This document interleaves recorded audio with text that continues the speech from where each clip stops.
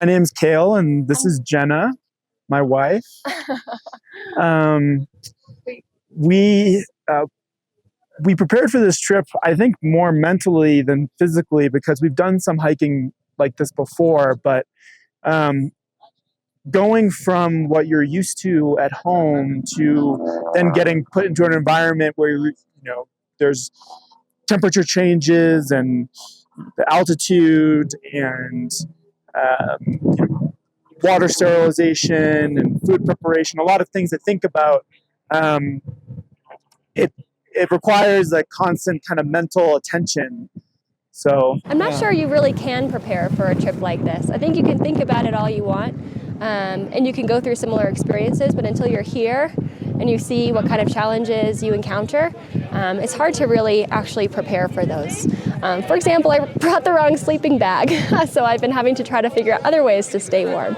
In another situation, we brought a water filter. We tried to prepare by thinking about, okay, we need to purify our water, but then we didn't think about the fact that that freezes at these types of altitudes. We had to find another way to purify water. So it's all kind of about thinking on the spot and being flexible. Being ready to pivot. Yeah.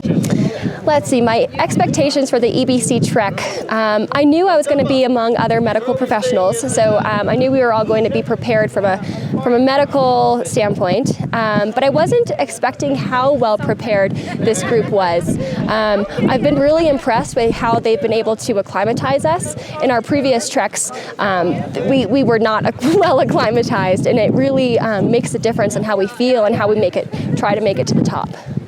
Yeah, that's probably, for the EBC trek, the biggest thing for me is on any one of these kind of treks that I've done at high altitude, I've always experienced some amount of mountain sickness by this point in the trek, and I feel great, and I think that's because the preparation and attention to detail was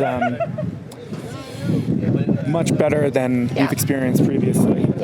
They take good care of you, and they take the altitude seriously. Yeah, it's so interesting.